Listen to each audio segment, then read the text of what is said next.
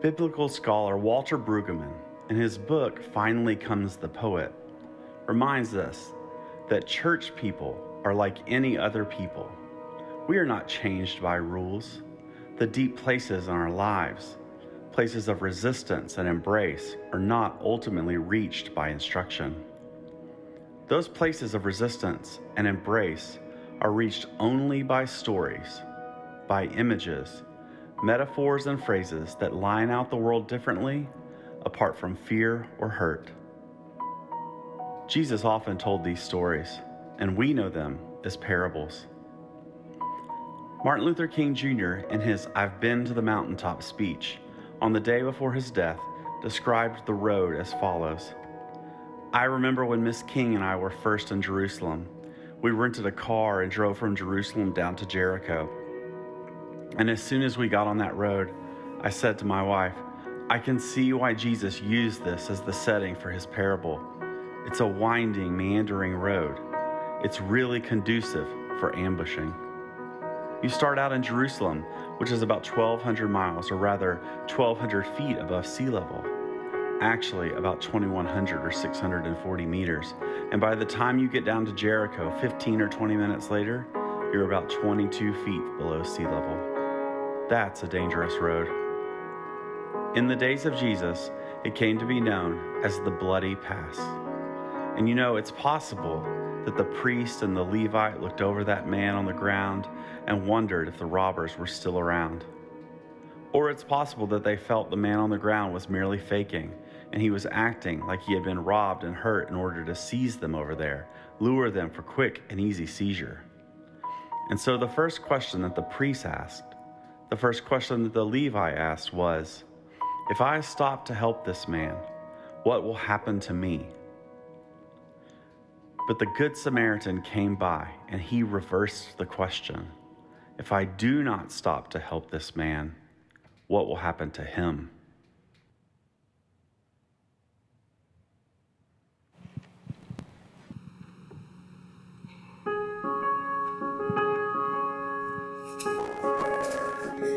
Four simple words we sing today. With these 4 words we ought to pray and take to heart this sacred phrase. More love, less hate. It seems so easy on its face for words to heal the human race, and yet we struggle to create more love, less hate, more love, less hate.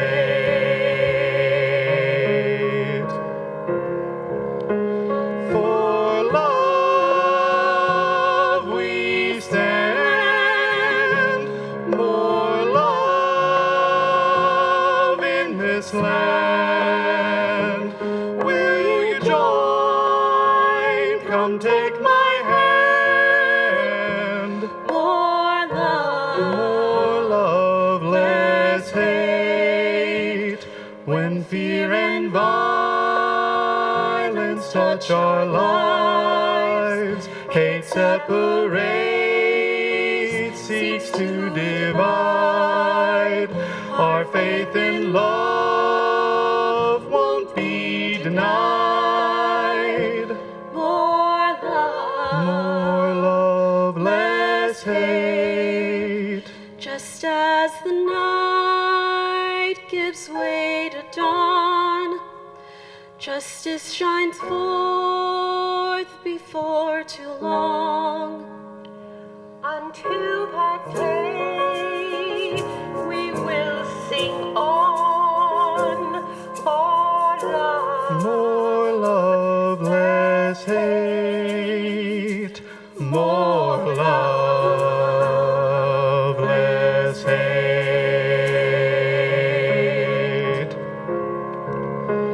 For love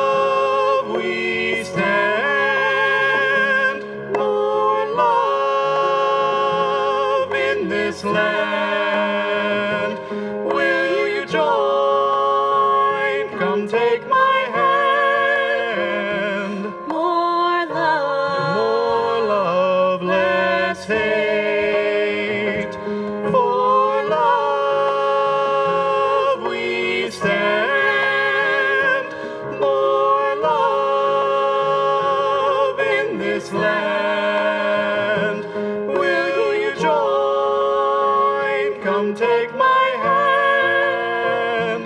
More love. More love. Yes, love. Yes, love. More love. Less hate. More love. More love.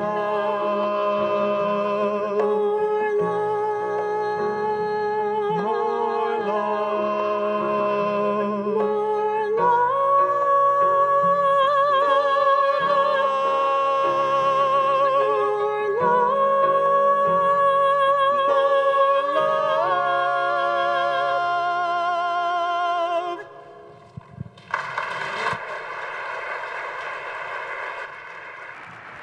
I don't even have to preach now. After that, that says it all. 4 simple words. Thank you so much, friends, for that beautiful rendition. Because sometimes when we come to expressing love to others, words quickly fail, and we realize that. That's why Shakespeare invented poetry, or something like that. And our kids growing up, we used to use hand signals for this to show just how much we loved each other. You may have done something like this. How much do we love you? We love you this much. But it's love, so you've got to one-up each other at that point. So then the next person says, I love you this much. Well, what is that? Well, it goes around the world and back to the other side, and that's more. So I love you more.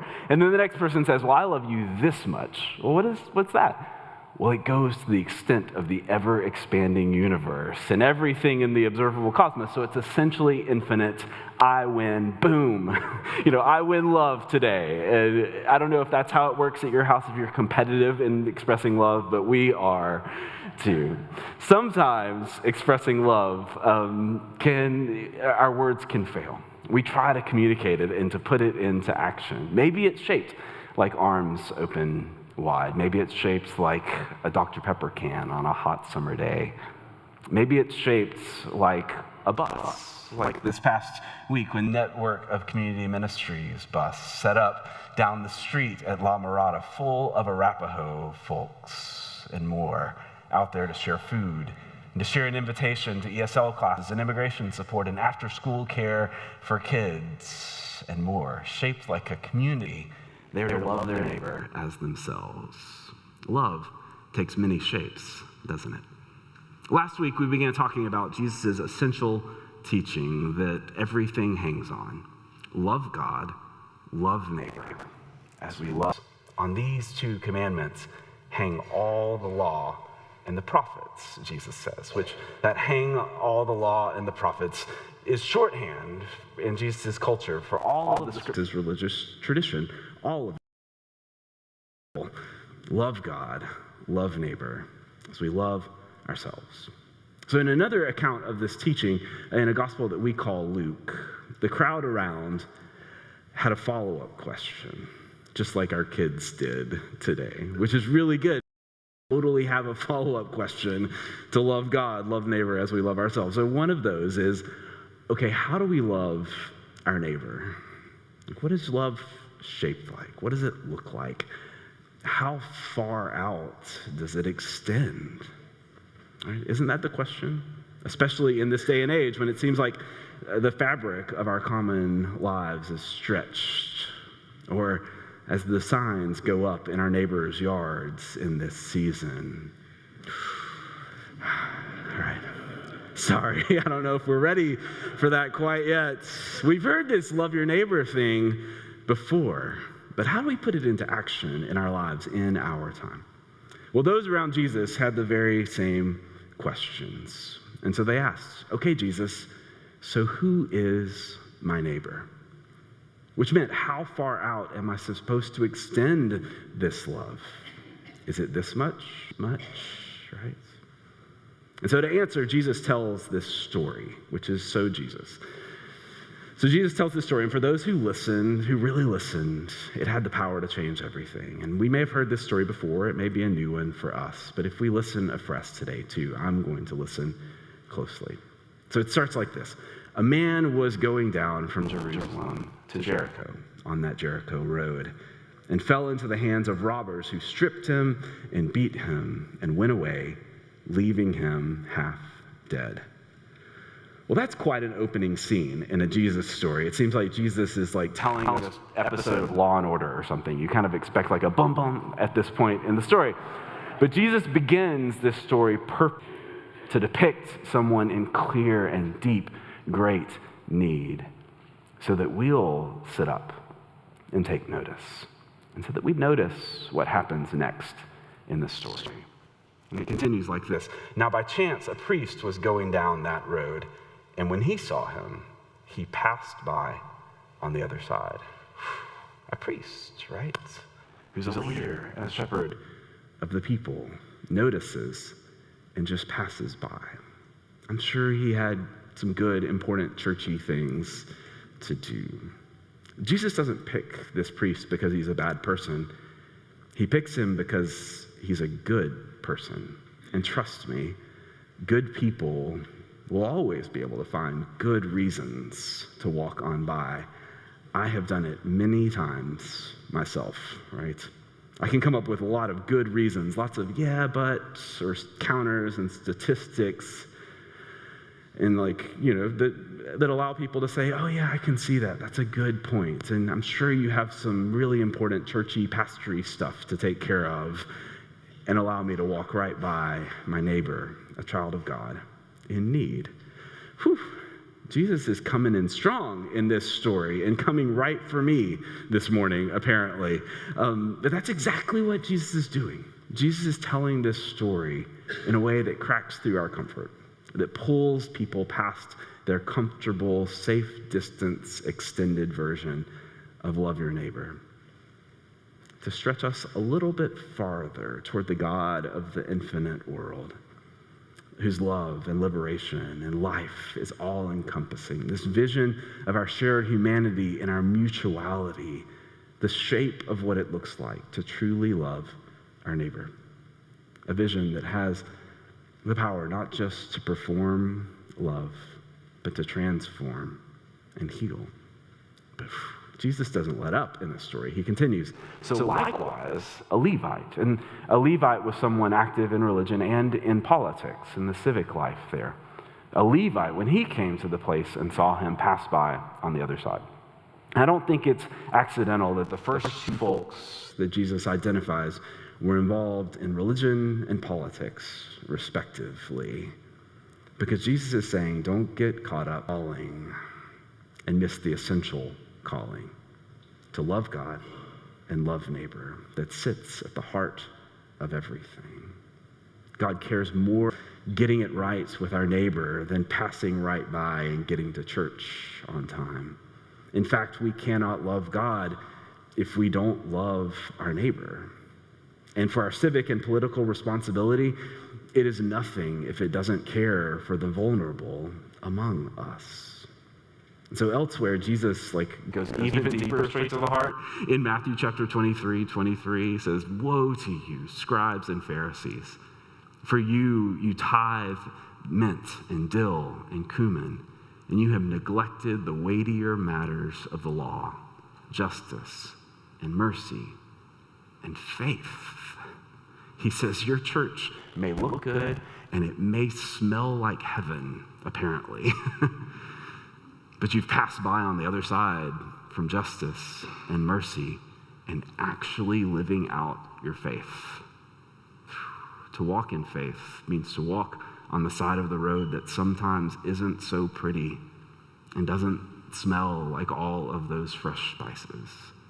Because that's the side where mercy and justice can meet the vulnerable. And so Jesus says the first way to love our neighbors is to notice the need and to stop and listen. And right now in our world, there are those in our friend circle, those in our church, those in our community around us, prophets in our world and in the streets who are calling us to notice the needs around us. But it can easily get drowned out by everything or just become one of the many voices on a very busy street. So what does love look like? It looks like the effort to stop and resist the inertia that moves us quickly past, to give our attention and to not look away, to not just go back to the endless scroll that sweeps us on down the Jericho road, but instead to listen to our neighbors who are asking for us to notice them in their need, to notice inequity and systemic racism, bigotry in our world, the profound vulnerability of our immigrant neighbors, or those who are needing reproductive care, those who are seeking a safe space to be themselves, will we take that first step to extend and to love our neighbor, to extend a little farther? So Jesus says next, when you notice a need, work to break through the barriers that keep you from responding. And to show us this, Jesus chose the person who at the time was locked behind the most barriers of all.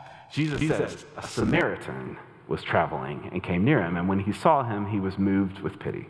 Now, that may not mean so much to us today because we call this story the Good Samaritan story, but if you were in the audience in Jesus' time and you heard Jesus begin to talk about this Good Samaritan, you would have needed a fainting couch or something, right? Or other folks have been, oh, no, Jesus, not in this part of the world, right?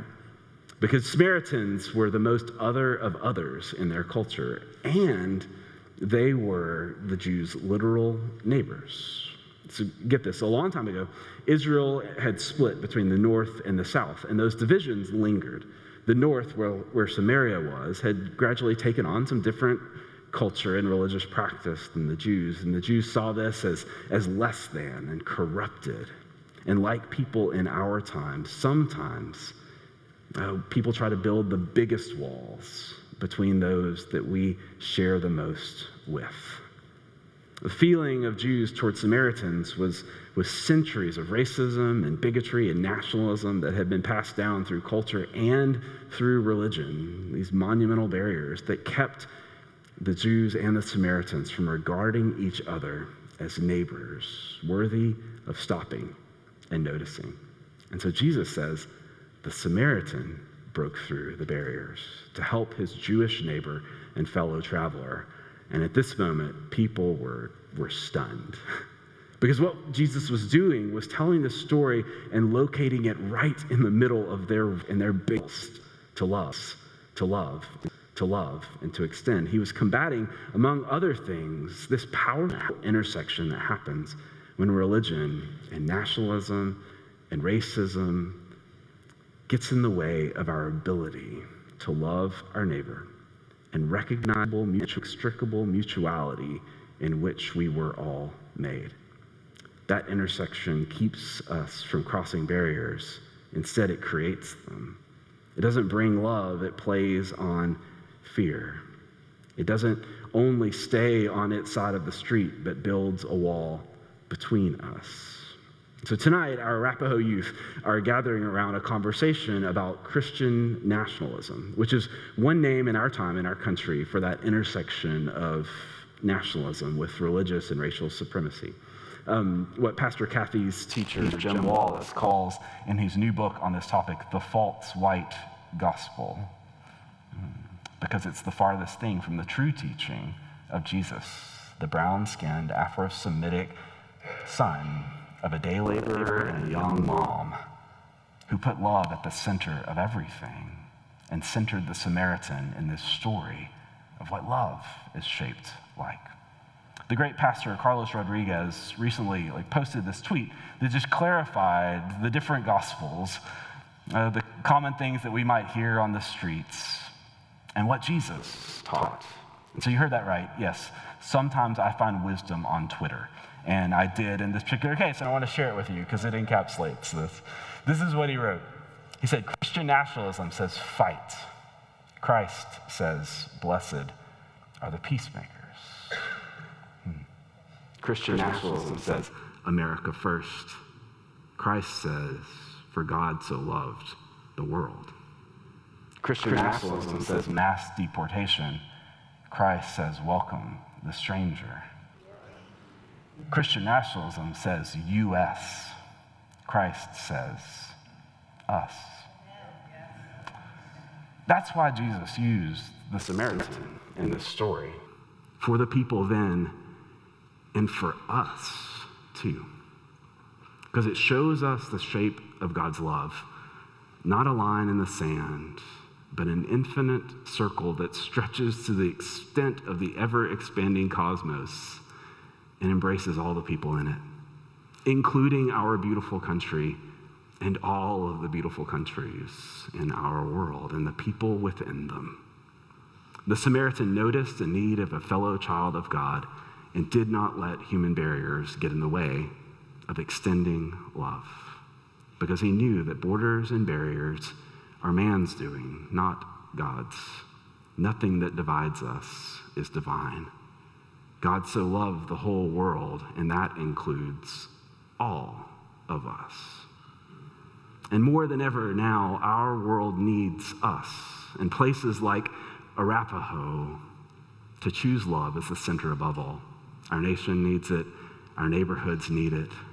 Our own souls need us to lift high and to love wide and to proclaim aloud the way of Christ in a world that is seeking it. No matter how fast the traffic is sweeping us along on our side of the road, to let love stop us and lead us across the streets to our neighbor and to find the heart of God that is already there before us. So how do we do that? How do we walk through the barriers toward love?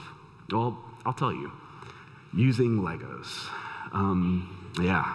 You are learning very quickly in 3 weeks just how deeply we love Legos at my house.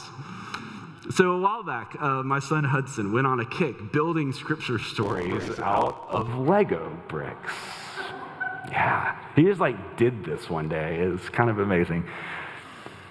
He made this little mini scene of the Good Samaritan. And when I asked him about this story, he said, yeah, it's the story of when everyone else walked by, but the Samaritan got down off his horse and helped the person.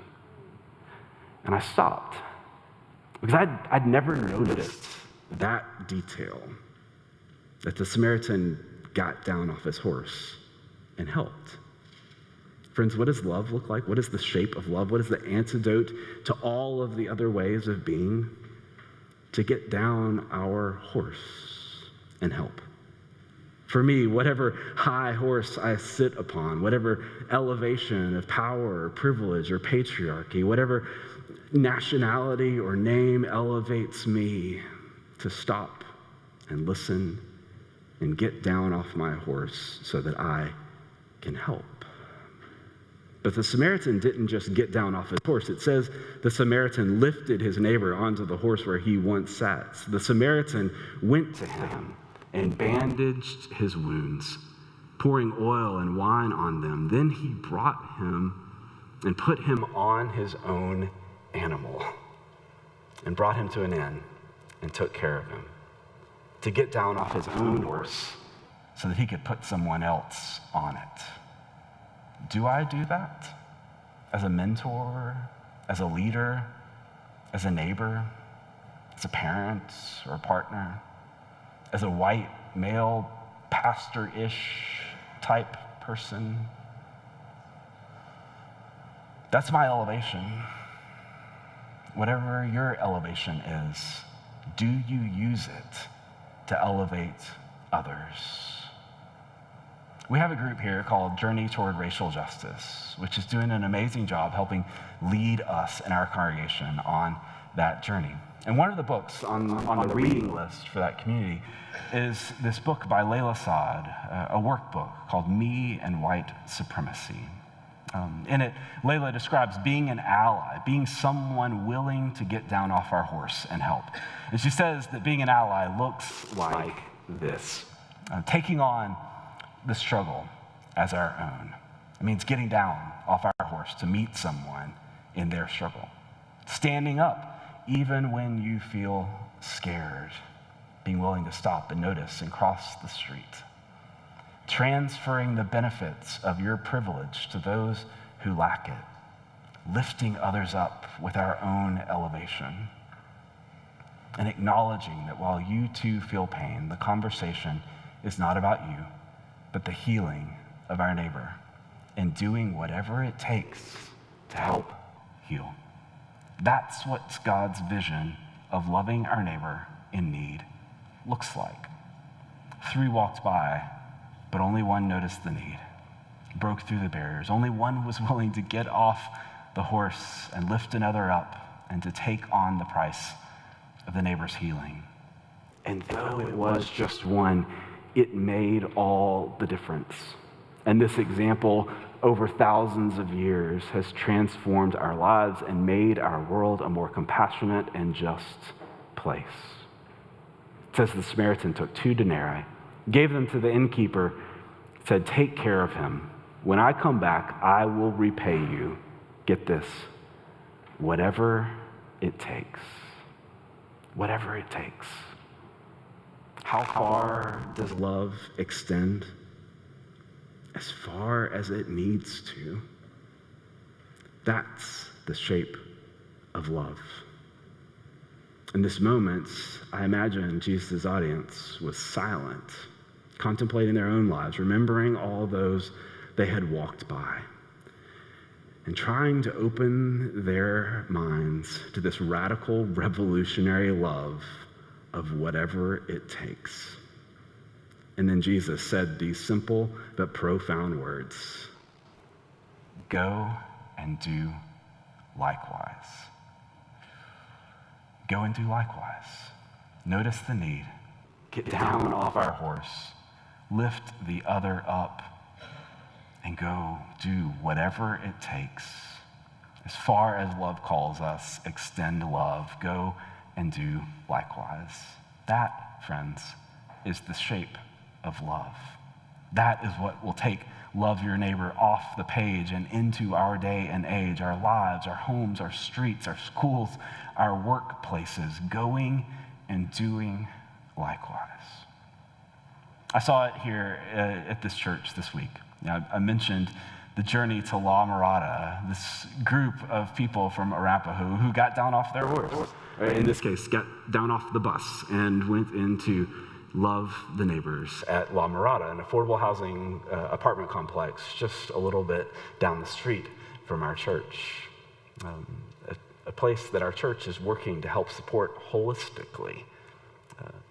Amidst all the rhetoric that might divide us, or policies that are hanging over our neighbors like swords of Damocles. Amidst language differences and cultural distances, they extended love. And our neighbors extended it right back. Love in action. Through sharing food, through invitation to after-school care, tutoring for kids, by listening to the needs of our neighbors and trying to respond with ESL classes and connection to JFON, Justice for Our Neighbors, our conference's Immigration Assistance Initiative. And by sharing fresh slices of watermelon and smiles, which truly is the language of love, I say. And it was beautiful to see. It was just the beginning of a relationship that's going to extend toward, we hope, whatever it takes. And it was a loud proclamation of a different way. A way with love at its center. A way that is calling to us always, and especially now. Go and do likewise. Like the Samaritan, and like Jesus. Because, friends, the one we follow is the one who stepped down in love to lift all people up. The one who took love at the center and stretched out and extended love, whatever the price, to embrace us all. Love is this much, Jesus said. But remember, I am with you always, even as far as love takes you. Now go and do likewise. Arapaho, may it be so with us, now and forever, but especially right now. May we go and do likewise. Amen.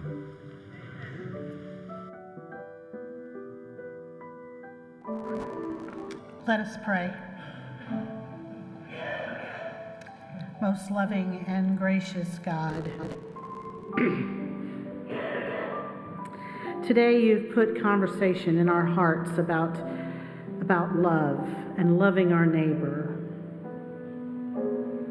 and helping us to realize that there is no border around neighbor, around that definition. God, as we walk through the story and walk down the Jericho road, we know that you have called us to more love and less hate. In a divided world, you also call us to break the barriers, and we confess that sometimes we let our fear stop us from that. We know you understand, God, but we also ask that you forgive that, and that you continue to encourage us and send the Spirit, that we can choose love above all, that we can understand that whatever it takes means whatever it takes, that there are no limits to love, there are no limits to new ideas and creation. And we're grateful that you have provided all the imagination and the opportunity and the resources to continue to help our neighbors who are vulnerable or suffering or sick.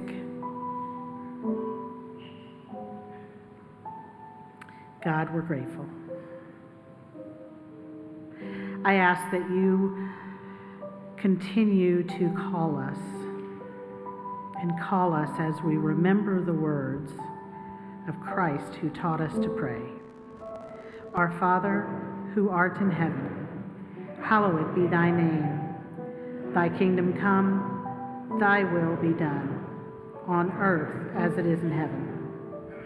Give us this day our daily bread, and forgive us our trespasses, as we forgive those who trespass against us. And lead us not into temptation, but deliver us from evil. For thine is the kingdom, and the power, and the glory forever. Amen.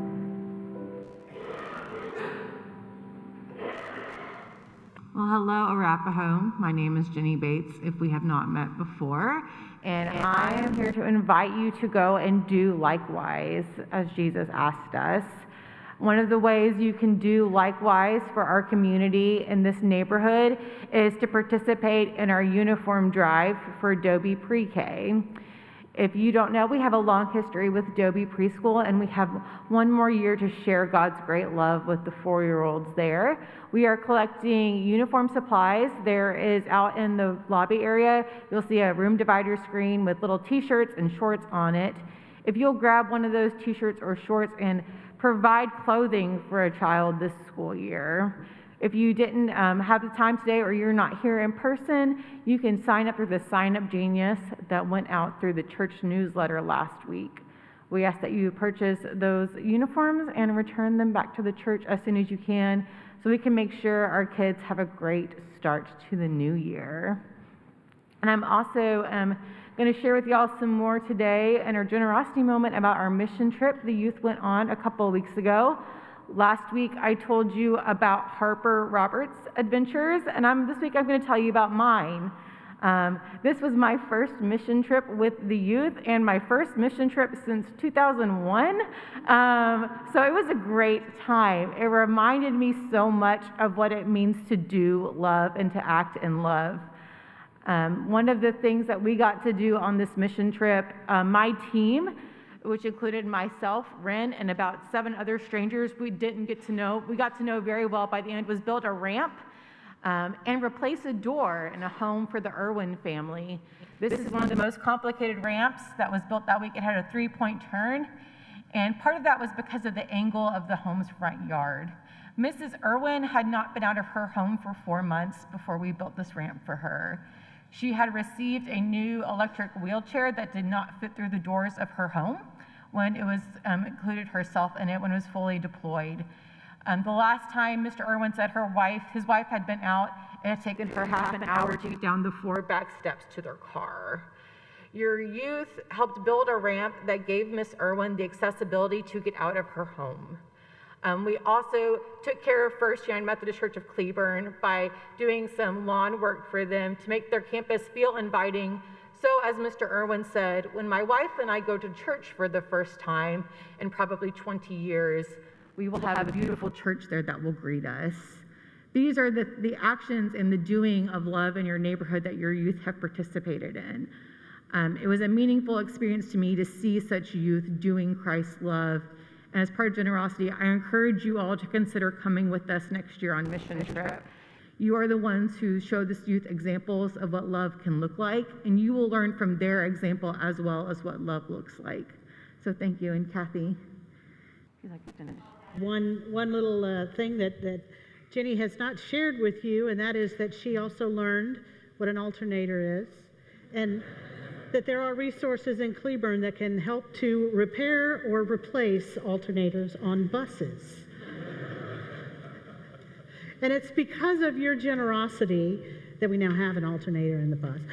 But because of your generosity that we're able to focus on mission trips for the kids, that we're able to compile and lift up the people of La Mirada, that we're able to encourage music ministry amongst people here at the church.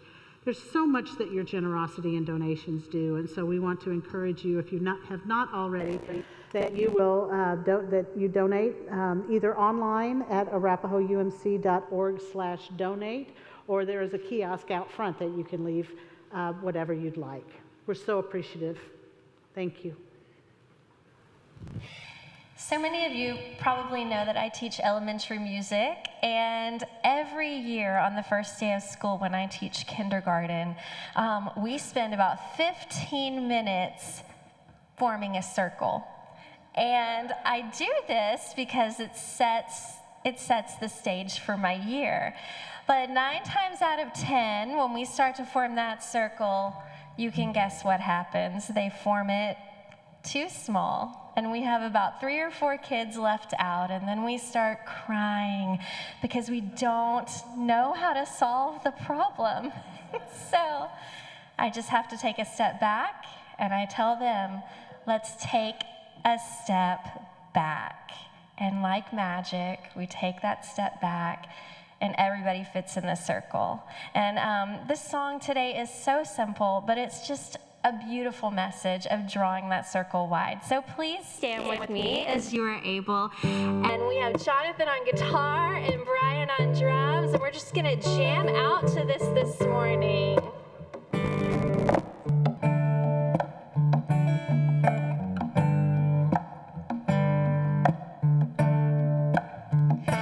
Draw the circle wide. Draw the circle wide. No one stands alone, we'll stand side by side. Draw the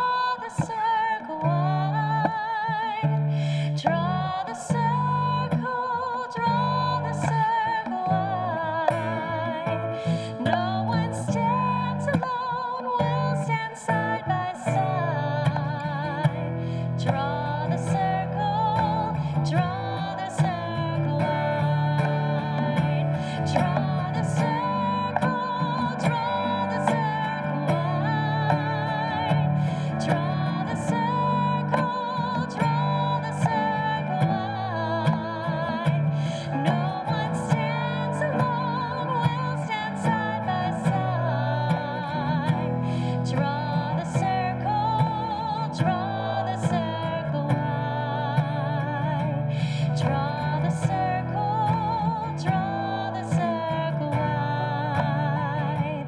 Draw the circle, draw the circle wide.